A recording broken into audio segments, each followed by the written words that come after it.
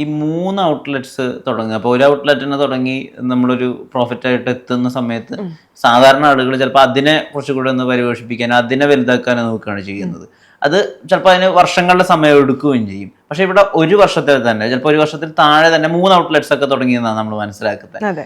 ഇപ്പൊ ആളുകൾ അങ്ങനെ ഉപദേശിക്കല്ലോ, ഇരുന്നിട്ട് വേണം കാല് നീട്ടാൻ എന്നൊക്കെ പറയുക. ഇതെന്റെ മമ്മി പറയുന്നത്. എന്റെ മമ്മിയാണ് ആദ്യം ഇരുന്നിട്ട് നീ കാല് നീട്ട്, നീ എങ്ങോട്ടായി ഉടനെ എന്റെ മമ്മി ആദ്യം ചോദിക്കുന്നത്. എന്തായിരുന്നു ആ 3 ഔട്ട്ലെറ്റ്സും തുടങ്ങാനുള്ള വിഷൻ?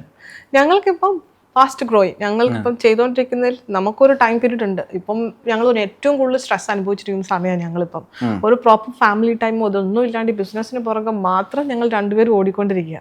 ഞങ്ങളുടെ ഹെൽത്ത് പോലും പ്രോപ്പറായി നോക്കാണ്ട്. അപ്പം ഞാൻ എൻ്റെ ഫ്രണ്ട്സൊക്കെ ചോദിക്കും, പ്രഗ്നൻസി കഴിഞ്ഞിട്ട് ഒരു ട്രാൻസിഷൻ ഇല്ലേന്ന് ചോദിക്കും. I don't have time. ഇപ്പം ഞങ്ങളുടെ ഒരു മിഷൻ എന്ന് പറയുന്നത് ബിസിനസ്സിനെ ബിൽഡ് ചെയ്യാം.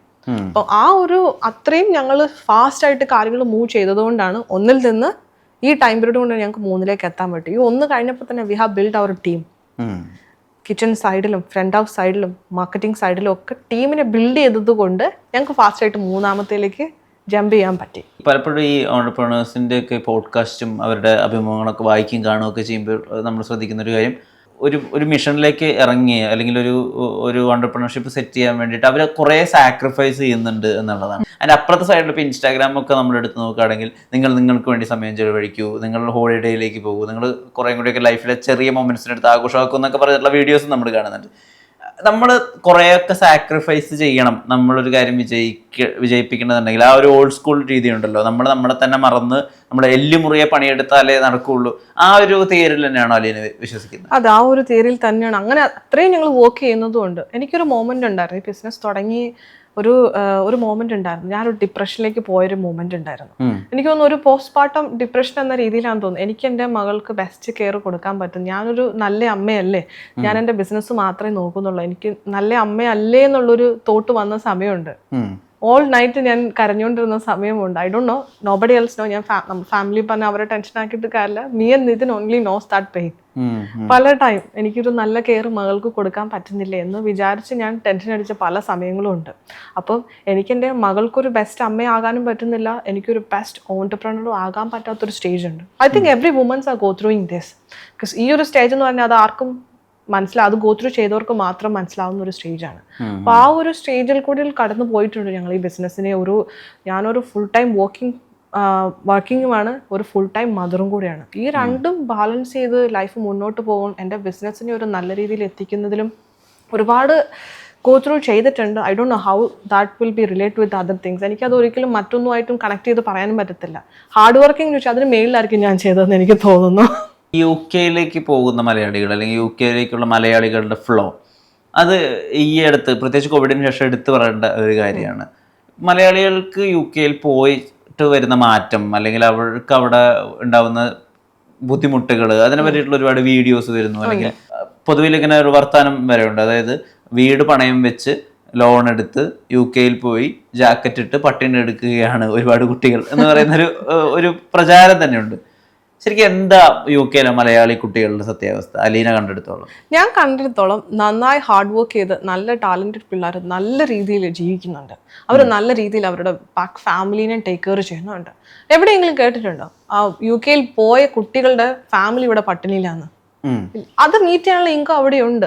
പക്ഷേ ഈ ആൾക്കാർ പറയുന്ന പണിയെടുക്കാൻ പറ്റാത്ത ആൾക്കാർ അങ്ങനെ പറയും. ഇവിടെ നാട്ടിൽ സുഖമായിട്ട് ജീവിച്ചു, അച്ഛനും അമ്മയും കാശുണ്ടാക്കും, അതിൽ നിന്ന് ഒരു പോക്കറ്റ് മണിയും കൊടുക്കും, വീട്ടിൽ ഫുഡ് ഉണ്ട്, റെന്റ് അടയ്ക്കേണ്ട, യൂട്ടിലിറ്റി ബിൽസ് ഒന്നും മീറ്റ് ചെയ്യേണ്ടാത്ത പിള്ളേർ, ഈ പണിയെടുക്കാത്ത പിള്ളേർ അവിടെ പോകുമ്പം അവർക്കത് വലിയ പണിയായി തോന്നും. അച്ഛനും അമ്മയും അവരുടെ സമ്പാദ്യത്തിൽ നിന്ന് വലിയൊരു എമൗണ്ട് കൊടുക്കുന്നു, അല്ലെങ്കിൽ ലോണൊക്കെ എടുത്ത് മക്കൾ നല്ല രീതിയിൽ ജീവിക്കാൻ വേണ്ടി അങ്ങോട്ട് വിടുന്നു. ഈ പിള്ളേർ അവിടെ പോയിട്ട് പ്രോപ്പറായിട്ട് പണിയെടുക്കാണ്ട്, പ്രോപ്പറായിട്ട് വർക്ക് ചെയ്യാണ്ടും, പ്രോപ്പറായിട്ട് അവർ എഡ്യൂക്കേഷൻ കംപ്ലീറ്റ് ചെയ്ത് ഇവരാണ് ഇതെല്ലാം പറഞ്ഞു പരത്തുന്നത്. ഈവൻ ദോ അവിടെ ടാക്സും എക്സ്പെൻസും എല്ലാം കൂടുതലാണെങ്കിലും അതിനുള്ള വേജസ് അവിടെ കിട്ടുന്നുണ്ട്. പെർ അവർ ഇപ്പം 1280 ആണ് ഇപ്പോൾ കൊടുക്കുന്നത്. പെർ അവർ മിനിമം വേജസ് എന്ന് പറയുന്നത് 1255 ആണ്. ഏകദേശം നാട്ടിലെ 1300 രൂപേൻ്റെ 1200 1300 രൂപേൻ്റെ അടുത്ത് വരും പെർ അവർ. അത് കിട്ടുന്നുണ്ട് പിള്ളേർക്ക്. അപ്പോൾ ഒരു 40-45 മണിക്കൂർ ഒരു ആഴ്ചയെ പണിയെടുക്കുന്ന പിള്ളേർക്ക് അവരുടെ എക്സ്പെൻസ് മീറ്റ് ചെയ്യാൻ, അവരുടെ ഫാമിലിനെ സപ്പോർട്ട് ചെയ്ത് അവർക്കുള്ള ബാങ്ക് ലോണുകളും ക്ലിയർ ചെയ്ത് പോകാൻ പറ്റാത്തതായിട്ട് ആരുമില്ല. ഈ പണിയെടുക്കാൻ പറ്റാത്ത ആൾക്കാരാണ് ഇത് പറഞ്ഞു പരത്തുന്നത് തന്നെ. ഈ CRPs ആദ്യമായിട്ട് ടേസ്റ്റ് ചെയ്ത ആദ്യത്തെ ബൈറ്റ് ഓർമ്മയുണ്ടോ? 100%. ഞാനൊരു 6 month pregnancy ടൈമിലായിരുന്നു. I was craving for pizza that time. ആ ആ ആ ആ. അപ്പോഴാണ് ഞങ്ങൾ ഇതിന്റെ ഫസ്റ്റ് ഞങ്ങളിത് ഇത് കാണാൻ പോകുന്നത്. എക്സിസ്റ്റിംഗ് ബിസിനസ് സെല്ലിന് വന്നത് അന്നാണ് ഞങ്ങളൊരു വ്യൂയിങ് ഒക്കെ എടുത്ത് കാണാൻ പോകുന്നത്. അന്ന് അവിടെ നിന്നാണ് ഞങ്ങൾ first time stone baked pizza taste ചെയ്യുന്നതും അവിടെ നിന്നാണ് ഞങ്ങൾ. പിന്നെ അവിടുന്ന് പിന്നെ എല്ലായിടത്തും പോയി ടേസ്റ്റിങ്ങിലായി. ഈ നമ്മളൊരു സംരംഭം ഈ നാട്ടിൽ തുടങ്ങുന്നതും UK തുടങ്ങുന്നതും തമ്മിൽ വലിയ വ്യത്യാസം ഉണ്ടല്ലോ. അപ്പം നമ്മുടെ നാട്ടിൽ പലപ്പോഴും കേരളത്തിൽ ഒരു ഇൻവെസ്റ്റ്മെന്റ് ഓടുകൂടി ഒരു ബിസിനസ് വെഞ്ചർ സ്റ്റാർട്ട് ചെയ്യാൻ വേണ്ടി ഒരുപാട് ഹേർഡിൽസ് ഉണ്ടെന്നാണ് പൊതുവിൽ ആളുകൾ പറയുന്നത്. പക്ഷേ UK കാര്യങ്ങൾ കുറച്ചുകൂടി എളുപ്പമാണെന്ന് പറയുന്ന ഓണ്ടർപ്രണേഴ്സും ഉണ്ട്. ശരിക്കും ഇതിന്റെ ഒരു നിജസ്ഥിതി എന്താ? ബുദ്ധിമുട്ടില്ലാന്ന് ഞാൻ ഒരിക്കലും പറയില്ല. പല രീതിയിലുള്ള ചലഞ്ചസും നമ്മൾ ഫേസ് ചെയ്യാനുണ്ട്. പക്ഷേ കേരളം അല്ലെങ്കിൽ ഇന്ത്യ എന്നൊരു നാട് വെച്ച് നോക്കുമ്പോൾ പേപ്പർ വർക്ക്സുകളും ലൈസൻസുകളും ഒക്കെ നമുക്ക് കുറെ കൂടി ഈസിയാണ്. നമ്മുടെ ഫിംഗർ ടിപ്സിൽ തന്നെയുള്ള കാര്യങ്ങളാണ്. ഇവിടെ ഇപ്പൊ പല ഓഫീസുകളും നമ്മൾ കയറി ഇറങ്ങേണ്ടി വരും. പല ലൈസൻസുകളും കിട്ടാൻ ഒരുപാട് വെയിറ്റിംഗ് പീരീഡും ഉണ്ടാകും. പക്ഷെ അവിടെ കറക്റ്റ് ആയിട്ടുള്ള ടൈം പീരീഡ് ഗവൺമെന്റ് നമ്മളോട് പറയുന്ന ആ ടൈം പീരീഡിനുള്ളിൽ നമുക്ക് അത് അപ്രൂവ് ആയി കിട്ടും. അപ്പം ഒരു ബിസിനസ് വെൽക്കമിങ് കൺട്രിയാണ്. നല്ല രീതിയിൽ ബിസിനസ് ചെയ്ത് കാര്യങ്ങളും പേപ്പർ വർക്ക്സും ഒക്കെ വളരെ നന്നായി ചെയ്തിട്ടുണ്ടെങ്കിൽ നല്ല രീതിയിൽ അവിടെ ബിസിനസ് ചെയ്യാൻ പറ്റും ആ കൺട്രിയിൽ നമുക്ക്.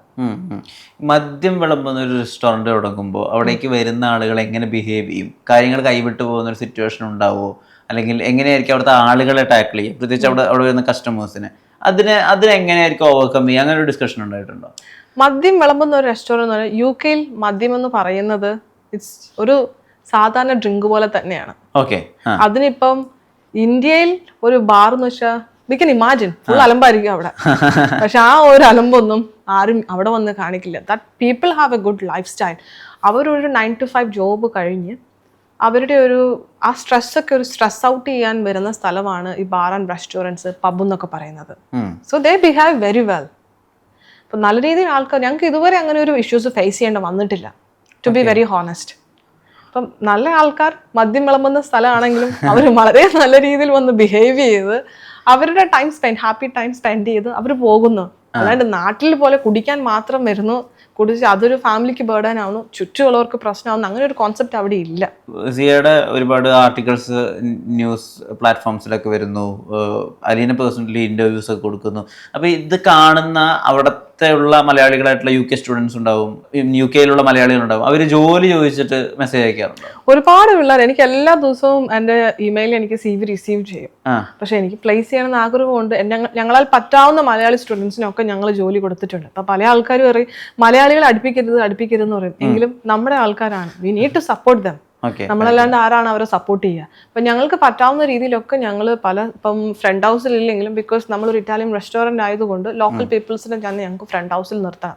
ഫ്രണ്ട് ഹൗസിൽ ഇല്ലെങ്കിലും ബാക്ക് ഹൗസ് KP സൈഡിലാണ്, കിച്ചൺ സൈഡിലാണ്, we still giving lots of opportunity for നമ്മുടെ കമ്മ്യൂണിറ്റി ആൾക്കാർക്ക് ഞങ്ങൾ ഒരുപാട് ജോബ് ഓപ്പർച്യൂണിറ്റി കൊടുക്കാൻ. അങ്ങനെ കൊടുക്കാൻ പറ്റി ഞങ്ങൾക്ക് ഒരുപാട് സന്തോഷമുണ്ട്.